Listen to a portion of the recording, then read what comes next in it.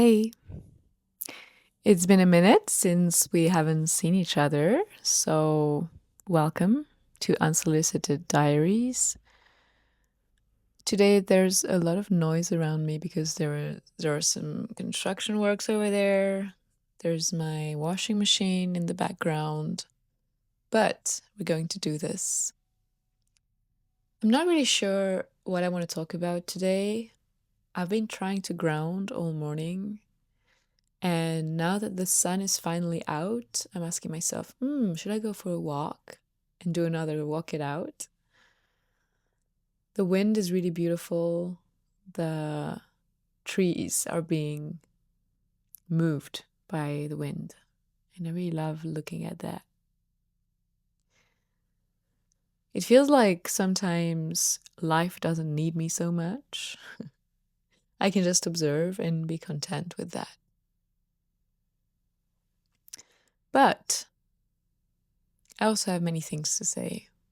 So let's look into the ideas that I wrote in my journal. This noise, I don't really like it, but I like the visual aspect of those little accessories. So, if you're not watching, you might be wondering I'm talking about my journal and has some kind of little charms on it. So I took some notes a while ago. I think it was about a month ago when I had my first flock of ideas for this podcast. And then I just, yeah. Hmm.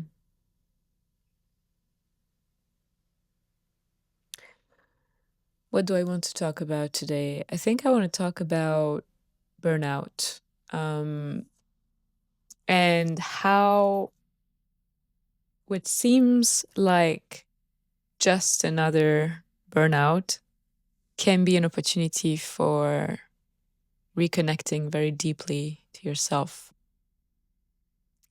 And I'm going to tell my story here.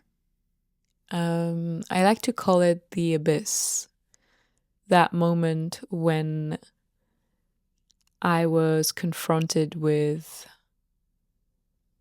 probably my biggest fear, which is universal, fear of death. Back in 2019, I was in a turmoil emotionally, had just gone back from spending 1 year in Colombia, where I had experienced so many new things. I was studying there and I was working there. I was having a love story that turned out to mess up with my mental health quite a bit. And when I came back to Europe, I thought I was going to go and do training on creativity. And I was supposed to go to Amsterdam for that. Funnily enough, because now I'm living in Amsterdam. Who knew? Who would have known? And that training was cancelled because there were not enough participants. Beginning of 2019. So I was already back in France. I was in Paris at my mom's place, and I was so frustrated that I couldn't leave because I was not happy to stay in Paris. And what happened back then is that I broke up with my then partner, who was still in Colombia.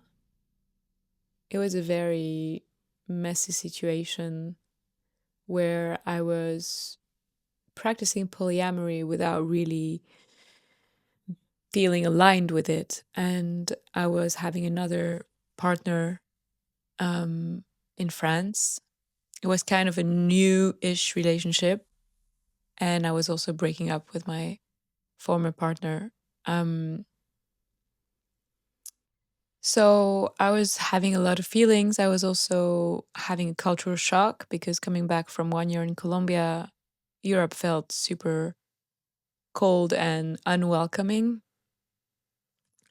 And on a whim, I decided to go to Spain for a job that I found, and it was in Barcelona. At that point, I was so I was so misaligned and not connected to myself. I was just like escaping, running away from my feelings.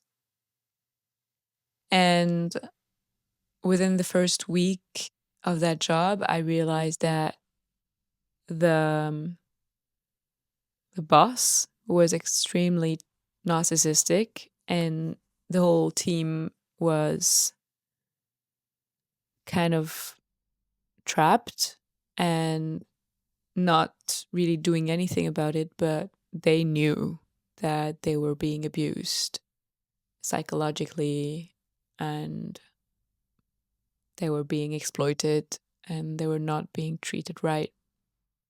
So within the first week, I acknowledged the situation, and I also realized that our living conditions, because also most of the people there were volunteers, and the living conditions were not okay.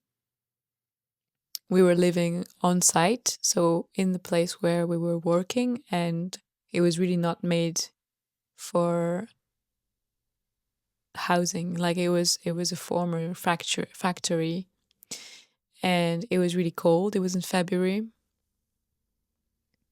There was no real sound isolation. So there were lots of problems, and long story short, I decided to find a room in the neighborhood. So I paid rent, even instead of being freely housed. Um, and the the roommate situation didn't go well either. Like it felt like everything was going wrong, basically. I was not feeling safe. I was not feeling at home. I was starting to get extremely tired, and I thought I got sick, so I started to go and take some um, medical exams to see what was happening, and really nothing was coming out of them until I collapsed. I was on a trip for my job at the other side of the country in Asturias, if I remember well, a very green part of the country. And I arrived, and I remember that the first hour of workshop, um, I felt like I was going to faint. And so I said, I need to go to my room and lie down. And there was a very kind person in the team who helped me, who went with me to um, a medical center, and I took other exams. And again, nothing, nothing really significant. So I went back to Barcelona. I moved again. And that time I just spent 2 full weeks in bed, completely exhausted. I had vertigo, I had nausea constantly. And I decided I would go back to Paris, go back to France so I could be taken care of. I could stay at my mom's and just have someone else to take care of me, even though she was still working. I knew that I wouldn't be alone, spiraling. And I still didn't know what was happening. And there were a few moments, there were various moments in that period, because after that, I was still in bed for 3 months as I was back in Paris. So it was pretty long. But even in Barcelona, there were a few moments when I felt I was forced to surrender. There were moments I was in such pain, in such exhaustion. My mind didn't really have the space to be there anymore. It's weird to explain. It's hard to explain. It's like my thoughts just stopped, and I just decided to surrender to the feeling that I was dying. The fact that I was dissociating so much from my body felt like I was dying. So at some point, it felt kind of normal for me to connect to death and to say, okay, I accept. And that moment I call the abyss because it was like falling down into a dark pit, falling down into the ocean in the depth, in the deepest depth of the ocean, and not seeing anything, not seeing any light anymore. And what happened when I really surrendered to that fall that was happening was that I felt the bottom of the ocean. I felt the support be beneath me. And it felt like an incredible, peaceful love was holding me. And from that experience, I've realized how I don't need to hold myself. I don't need to control as much as I thought I had to. And a lot of the meditations that I guide start with this idea of just allowing yourself to be held and stop holding.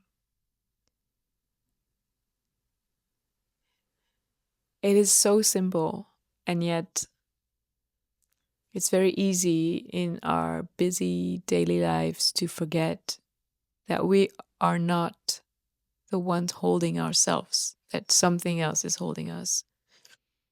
And having this very alive experience back in 2019, it's impossible to forget. Of course, I still fall back into old patterns and try to control my life. I have been falling back into those patterns. And I am lucky enough that I have a very, very sensitive body, and it keeps calling me back to here and now. It keeps calling me back to presence and to surrender. Not only my body, but also my emotional self, my emotional side. I have a very sensitive emotional body, let's put it that way. And I feel everything very deeply, very intensely. And every time it brings me back to, oh, I don't need to hold on. I don't need to hold everything together. I can just be held in this moment. And especially when there's a lot of grief or a lot of fear. I've gone through so much fear in the past few months because of the struggle to find a place, a permanent place to live. It's real here in Amsterdam. So I've gone through cycles of fear and I've gone through cycles of grief because there were some people that I met and that I had hopes with, like to collaborate with, to be friends with, or to be romantic with that I had to let go of many, many times. And because I'm very intense in the way that I feel for people, I can get really upset and frustrated and dissatisfied and angry and sad. And all those emotions are just pointers. They're ways to bring myself back to the here and now, to my body, to what really matters, to the fact that things are always changing, and the only thing that belongs and the only thing that stays is what did I want to say? Not belong, not stay. Remains. The only thing that remains is this incredible, undescribable, infinite space that I have within me and that we all have within ourselves. And that is holding me. I have this addiction to crushes. So when I get a crush on someone, it's just becomes an obsession. And I write songs about the person, I fantasize about them, I think about them, I write about them. And when I lose that, which happens, of course, because at some point I try to ground my fantasies. I try to make something happen with that crush, and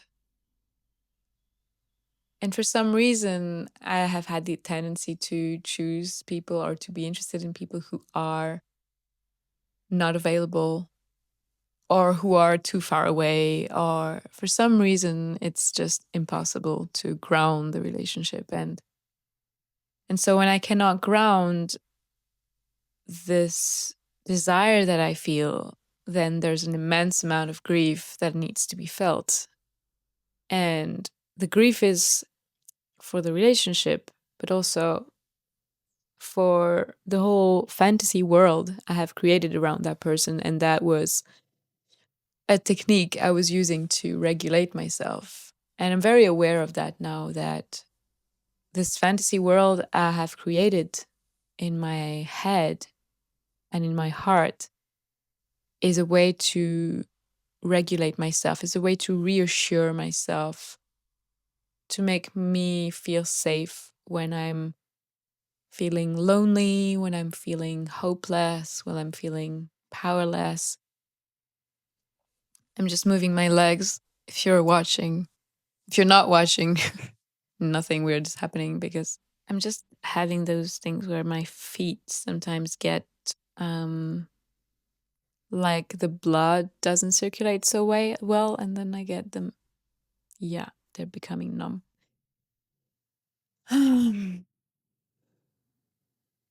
So everything in the end brings me back to this abyss, this beginning of all, shall I say. It's the void where everything begins. I often talk about the creative void in my videos and in my writing. It is really a concept that has arisen from this very specific, unique experience of falling down the abyss. So the creative void is this space where apparently nothing is happening, but truly everything is happening. When you allow yourself to just exist in this creative void, in this emptiness, you just allow for natural growth, for natural integration to happen. Just like when you plant a seed into the soil, then you water it, and then for a while you will not see any change. You will just see the ground, the earth, without any green leaf or anything for a while. Because the seed needs protection and it needs time to fully receive all the information that's being given to it. The information from the soil, from the water, from the insects, from the worms, from the sun. All of this information, it's so dense and rich and complex and powerful. And it takes time for the little tiny seed to encompass all of that and to receive all of that. And I believe that we are eternally coming back to that state of being a seed again and again and again. We think we're a plant and we think we are trees, which are perfectly developed. But we're constantly going back to this newborn state, being a seed, fresh, new, untouched. It is really a mindset, a state of mind, a frame of mind to say, I'm a seed and I'm going to stay in this emptiness and trust that I will grow at my own rhythm when things are right. And that was really a very important lesson for me because I had been pushing myself my whole life to grow, to make things happen. And to some extent, I still have this tendency. It's not like everything changed completely. Like I still have some kind of attachment to being a go-getter and determined person. But in a way that is through pushing and forcing. But that experience showed me that I didn't need to do all of that. I didn't need to be constantly forcing myself to move and to grow. Because after resting for 3 months, my energy started to come back. And of course I did some things. I went to practitioners and I received some support. But I feel like the most impactful thing was the love I was giving myself by trusting and by being present to what I was feeling.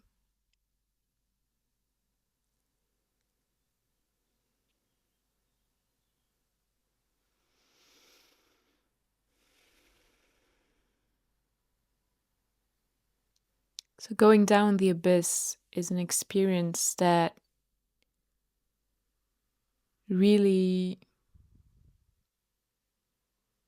brought me in contact, put me in contact with the deepest, truest, most intimate part of myself, with a capacity to love that was beyond everything I had experienced before.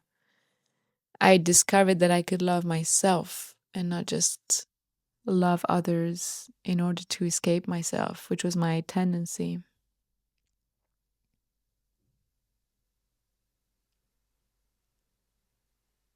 I discovered that I didn't have to fabricate anything. I didn't have to fabricate love. I did not have to fabricate ideas, projects. I discovered that things were just coming to me. Ideas were flowing to me. During that time, I was writing a lot in my journal. I was also singing a little bit every day and writing songs, writing a lot of poems. And later on, 2 years after that, I used some of those poems and extracts of this journal to write a book that I self-published. It's called Tu me vois, which means you see me.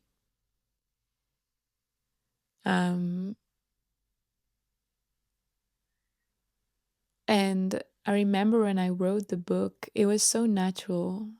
It was just like I feel drawn to this experience of writing this book and putting it out into the world, um, revealing and disclosing a lot of very personal things that were in my journal. And at the time, some people, even in my family, were quite surprised and maybe a little uncomfortable with the fact that I was sharing so much of myself in this book. And it's funny because recently, I think maybe a year ago, I reread the book and I realized that I didn't feel embarrassed about anything that I wrote there, because to me it was something like a testimony of a period in my life, and I had changed so much since 2021. So it didn't say anything concerning, or it didn't show anything particular about me now. It just showed a moment in time with a lot of sincerity and a lot of earnestness. I think what happened after the experience of the abyss is that I really felt like I had nothing to lose anymore, and it propulsed me into sharing myself, expressing myself online. I started writing a blog. I started filming my music and putting out some videos. And I didn't really care that things were not perfect anymore. I was like, I just want to share what I have to say, what I have to sing. I just want to share. I just started reading my poetry at open mics. I started reading my poetry in videos that I put online. I started doing all those things to share myself, to express myself, to show who I was, to be seen. And it was imperfect and it was messy and it was very spontaneous. And it was also me, very authentic, with a very earnest, sincere way of wanting to explore myself, wanting to to research what it is to be myself and to research publicly about it. That's what I'm doing right now. That's what I'm doing on my Substack. That's what I'm doing in my videos. I think this podcast is probably the most intimate example of this. But I've been doing it all the way. My music is also testimony of what I'm going through, what I'm learning, what I'm looping into. Sometimes I'm looping with my patterns. And how can I love myself even in that? How can I enjoy my experience even in the things that I'm ashamed of, or the things that society says I should be ashamed of? What if I can embrace all the parts of myself, even the one that is selfish, even the one that is messy, imperfect, even the one that is manipulative, even the one that is self-obsessed, even the one that is immature, irresponsible? What if I can embrace all of those parts? Because I am not the one that needs to embrace it.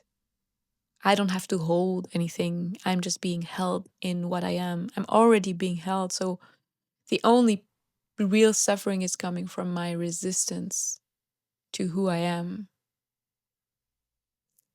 And the gift in being exhausted or having any kind of physical pain is that you can dive into there and you can stop resisting, because you just don't have any power in that area.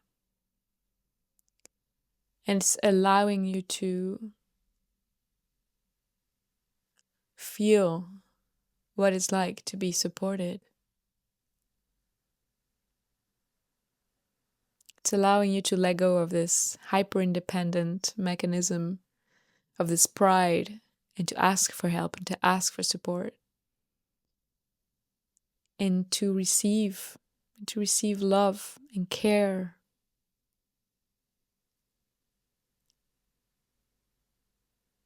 So that's everything I want to share today. 30 minutes. It was a beautiful moment. Update.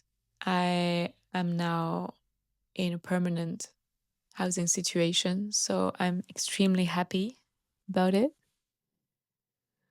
I'm writing a lot of things at the moment. My Substack is becoming much more active, so I advise you to go and have a look there. Subscribe if it's not already the case. And